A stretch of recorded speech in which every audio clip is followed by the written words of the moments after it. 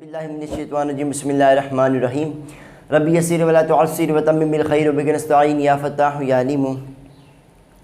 तो हम मुरक्कब की अक़साम के बारे में पढ़ रहे थे। तो सबसे पहले हमने पढ़ा कि मुरक्कब की दो किस्में हैं, एक मुरक्कब ताम और एक मुरक्कब नाक़िस।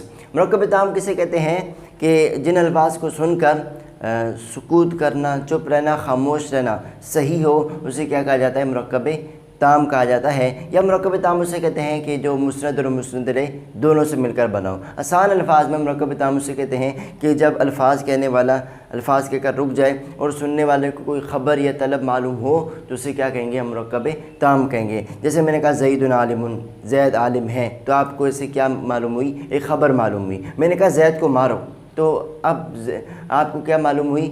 ज़ैद को मारने की एक तलब मालूम हुई, तो इससे क्या कहा जाएगा? मुरक्कब ताम कहा जाएगा। और मुरक्कब नाक़िस किसे कहते हैं कि जिनके अंदर ये शर्तें ना पाई जाएँ, यानी जिन अल्फाज को सुनकर चुप रहना, खामोश रहना सही ना हो, मज़ीद ख़बर या तलब की मालूम हो, ज़रूरत हो, तो उसे क्या कहेंगे? हम मुरक्कब नाक़िस कहेंगे। मैंने कहा किताब ज़ैदिन, ज़ैद की किताब। अब आप कहेंगे कि ज़ैद की किताब को क्या हुआ? ज़ैद की किताब नहीं लाए हैं, या ज़ैद की किताब शहीद हो गई है, या ज़ैद की किताब किसके पास है? तो ये क्या है? पूरा जुमला नहीं है, आपको पूरी ख़बर ये तलब मालूम नहीं हो रही, तो उसे क्या कहेंगे? मुरक्कब नाक़िस कहेंगे। इस तरह मैंने कहा रजुलुन शुजाउन, बहादुर आदमी। तो देखो यहाँ पर मैंने कहा बहादुर आदमी। अब आप कहेंगे बहादुर आदमी कौन है? ज़ैद है। बहादुर आदमी को क्या हुआ? तो क्या है? पूरी बात नहीं है। इस तरह मैंने कहा फिद्दारी, घर में। अब घर में कौन है? घर में क्या हुआ? घर में क्या चीज़ है? तो ये क्या है? मुरक्कब नाक़िस है कि मज़ीद ख़बर या तलब की ज़रूरत पड़ रही है, तो इसे क्या कहा जाएगा? मुरक्कब नाक़िस कहा जाएगा। अब याद रखिए मुरक्कब नाक़िस की अव्वलन दो किस्में हैं, एक मुरक्कब तक़यीदी और एक मुरक्कब गैर तक़यीदी। मुरक्कब तक़यीदी उसे कहते हैं कि जिसमें दूसरा जुज़, दूसरा लफ्ज़ पहले लफ्ज़ के लिए क्या हो? कैद हो। जिसमें दूसरा लफ्ज़ पहले लफ्ज़ के लिए कैद बने उसे मुरक्कब तक़यीदी कहा जाता है। अब याद रखिए मुरक्कब तक़यीदी के अंदर दो तरह के मुरक्कबात दाखिल होते हैं, एक मुरक्कब इज़ाफ़ी और एक मुरक्कब तौसीफ़ी। मुरक्कब इज़ाफ़ी उसे कहते हैं कि जिसके अंदर पहला जुज़ दूसरे जुज़ की तरफ मुज़ाफ़ हो, या यूँ कह लें कि मुरक्कब इज़ाफ़ी उसे कहते हैं कि जिसमें एक जुज़ दूसरे जुज़ एक जुज़ मुज़ाफ़ हो और दूसरा मुज़ाफ़ इलैह हो, उसे मुरक्कब इज़ाफ़ी कहा जाएगा। जैसे मैंने कहा किताब ज़ैदिन, ज़ैद की किताब। देखो यहाँ पर मैंने किताब की निस्बत ज़ैद की तरफ की, किताब की इजाफ़त ज़ैद की तरफ की, तो इसे क्या कहा जाएगा?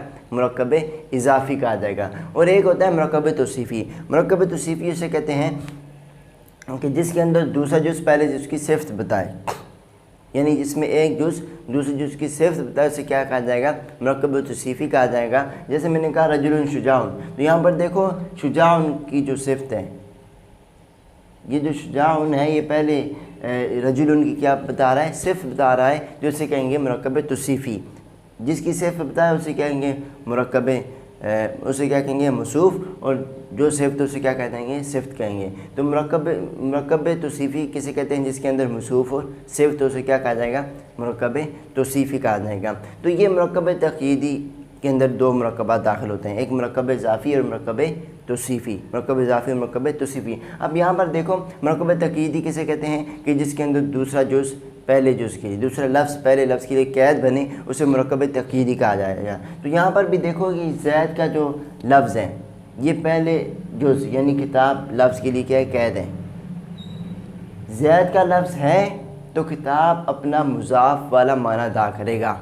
अगर ज़ैद का लफ्ज़ नहीं तो ये ज़ैद तो किताब जो है अगर ज़ैद का लफ्ज़ नहीं तो ये जो किताब जो है अपना मुज़ाफ़ वाला माना अदा नहीं करेगा, बल्कि एक किस्म का माना अदा करेगा जो अपने माने पर क्या करता है? मुस्तकिलन दलालत करता है। इस तरह मैंने कहा रजुलुन शुजाउन। अब अगर यहाँ पर दूसरा जो शुजाउन है ये है तो पहला जुज़ अपना मौसूफ़ वाला माना अदा करेगा। अगर शुजाउन नहीं है तो फिर ये रजुलुन अपना मौसूफ़ वाला माना नहीं अदा करेगा, बल्कि इसम वाला यानी अपने माने पर मुस्तकिलन दलालत करने वाला माना अदा करेगा। तो देखो ये मुरक्कब तक़यीदी है, इनके अंदर दूसरा जुज़ पहले जुज़ के लिए कैद है। दूसरा जुज़ है तो पहला जुज़ अपना माना अदा करेगा, मुरक्कब इज़ाफ़ी और मुरक्कब तौसीफ़ी वाला, जिसे क्या कहा जाता है? मुरक्कब तक़यीदी कहा जाता है, जिसमें दूसरा जुज़ पहले जुज़ के लिए कैद होता है, दूसरा जुज़ पहले जुज़ के लिए कैद बनता है, उसे मुरक्कब तक़यीदी कहा जाता है। अब याद रखिए मुरक्कब तक़यीदी के अंदर ना جو دونوں لفظ ہوں گے، جو دونوں جز ہوں گے وہ تام ہوں گے، یعنی وہ اپنا معنی مستقلاً ادا کرنے والے ہوں گے۔ جیسے میں نے کہا کتاب زیدین، اس میں دیکھو کتاب کیا ہے، اسم ہے، زید بھی اسم ہے، دونوں کیا ہے، اسم کیا ہوتا ہے، اپنے معنی پر مستقلاً دلالت کرنے والا ہوتا ہے، کسی دوسرے کلمے کا محتاج نہیں ہوتا کس میں اپنا معنی ادا کرنے میں۔ رجل شجاع کے اندر دیکھو یہاں پر بھی دونوں کیا معنی اپنے معنی پر کیا کر رہے ہیں، مستقلاً دلالت کر رہے ہیں، تو یہ دونوں کیا ہے، تام ہیں۔ مرکب تقییدی کے اندر دونوں جو ہوتے ہیں وہ کیا ہوتے ہیں، تام ہوتے ہیں، یعنی اپنے معنی پر مستقلاً دلالت کر رہے ہوتے ہیں۔ اور ایک ہوتا ہے مرکب غیر تقییدی۔ مرکب غیر تقییدی وہ ہوتا ہے کہ جس کے اندر دوسرا جز پہلے جز کے لیے قید نہیں ہوتا، پہلا جز ہے دوسرے جز پر کیا ہوتا ہے، پہلے جز کا دوسرے جز پر دارومدار نہیں ہوتا، یعنی دوسرا جو ہے وہ پہلے جز کے لیے قید نہیں بنتا، اسے کیا کہا جائے گا، مرکب تقییدی کہا جائے گا۔ جیسے میں نے کہا فی الداری، گھر میں۔ اب یاد رکھیے یہ جو مرکب غیر تقییدی ہوتا ہے نا، اس کے اندر پہلا جز جو ہے وہ ادات ہوتا ہے، یعنی حرف، منطق کے اندر کے حرف کو کیا کہتے ہیں، ادات۔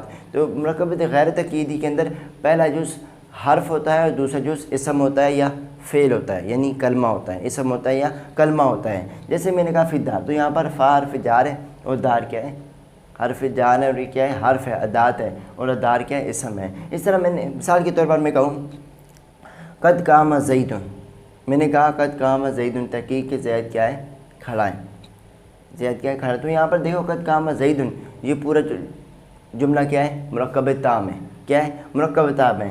اب آپ صرف اگر قد قامہ پر نظر رکھو، زید سے نظر ہٹا لو، زید سے ایک دم نظر ہٹا لو، تو دیکھو صرف قد قامہ جو ہے وہ مرکب ناقص ہے۔ میں نے کہا قد قامہ، تحقیق کھڑا ہوا، کون کھڑا ہوا، یہ کیا ہے، مرکب ناقص ہے، اور مرکب غیر تقییدی ہے، پہلا جز حرف ہے، دوسرا جز کیا ہے، فعل ہے، جسے بھی کیا کہا جائے گا، مرکب غیر تقییدی کہا جائے گا۔ اب یاد رکھیے یہ جو زید ہے صرف اس سے آپ نے نظریں ہٹانی ہے، یہ نہیں کہ آپ زید کو ہٹا دو۔ زید کو اگر آپ نے ہٹا دیا تو پھر قد قامہ کے اندر ہوا ضمیر ماننی پڑے گی، پھر ہوا ضمیر مان کر یہ پھر پورا جملہ ماننا پڑے گا۔ صرف قد قامہ پر نظر رکھو، زید پر نظر نہ رکھو، زید پر صرف نظر نہ رکھو، تو پھر زید ہوگا تو جملے کے اندر ہوگا، اس کا فاعل جو آگے ہوگا۔ قد قامہ کے اندر ہم نے کوئی ضمیر نکالنی نہیں پڑے گی، تو صرف قد قامہ کے اوپر نظر رکھنے پر دیکھو تو یہ کیا ہے، مرکب ناقص ہے اور مرکب غیر تقییدی ہے، مرکب غیر تقییدی ہے۔ اور یاد رکھیے مرکب غیر تقییدی کے اندر جو پہلا جز ہوگا وہ کیا ہوگا، اپنے معنی پر مستقلاً دلالت نہیں کرے گا، وہ تام نہیں ہوگا، وہ اپنے معنی پر مستقلاً دلالت نہیں کرے گا، اور دوسرا جز ہو سکتا ہے کہ اپنے معنی پر مستقلاً دلالت کرے یا نہ کرے۔ یہاں پر دیکھیں فی الدار جو حرف ہے یہ اپنے معنی پر مستقلاً دلالت نہیں کرتا، یہ اپنا معنی ادا کرنے کے لیے دوسرے کلموں کو کیا ہوتا ہے، محتاج ہوتا ہے۔ اس طرح کا یہ بھی حرف ہے، قامہ کیا ہے، فعل ہے، قامہ کیا ہے، فعل ہے۔ تو کہتے ہیں فصل ایہادہ فصل المرکب الناقص، مرکب ناقص علی انحائن، یہ کئی قسموں پر ہے۔ سب سے پہلے مرکب تقییدی کے بارے میں بتائیں گے۔ منہا المرکب الاضافی، ان میں سے ایک مرکب اضافی ہے، کا غلام زید، جیسے کہ غلام زید غلام ہیں۔ ومنہا المرکب توصیفی، اور ان میں سے کیا ہے، مرکب توصیفی ہے، کر رجل العالمی، جیسے کہ الرجل العالم، جیسے کہ رجل العالم کیا ہے، موصوف اور صفت ہے۔ ومنہا المرکب تقییدی، یاد رکھیے یہاں پر انہوں نے لکھا ہوا ہے انہی میں سے کیا ہے، مرکب تقییدی ہے، حالانکہ جو پہلے دو قسمیں بتائیں وہ کیا تھی، مرکب تقییدی تھی، مرکب اضافی اور مرکب توصیفی۔ تو یہاں پر لکھنے والے سے، کتاب چھاپنے والے سے کیا ہو گئی ہوگی، غلطی ہو گئی ہوگی، تو یہاں پر آپ نکال لیں غیر کا لفظ نکال لیں مرکب کے بعد۔ ومنہا المرکب الغیر التقییدی، اور انہی میں سے ایک مرکب غیر تقییدی ہے، جیسے کفی الداری، جیسے کہ گھر میں۔ وہاؤنا قد تم بحث الالفاظ، اور یہاں پر الفاظ کی بحث مکمل ہوگی، تحقیق ورانا اور نرشدو کا، ہم آپ کی رہنمائی کریں گے الی بحث المعانی، معنی کی بحث کی طرف۔ شروع میں انہوں نے بتایا تھا کہ شروع میں انہوں نے الفاظ کی بحث شروع کی اور دلالت کی بحث شروع کی، کیونکہ یہ جو ہم مانتے ہیں کہ یہ جو منطق ہیں یہ منطق کا جو موضوع ہے وہ معنی پر دلالت کرتا ہے، منطق معنی پر دلالت کرتی ہے، اور معنی کو سمجھنا بھی چونکہ الفاظ اور دلالت کی ضرورت تھی، اس وجہ سے الفاظ اور دلالت کو کیا کر دیا، ذکر کر دیا۔ اب آگے انشاءاللہ تعالیٰ وہ کیا کریں گے، معنی کی بحث کریں گے۔ السلام علیکم ورحمۃ اللہ وبرکاتہ۔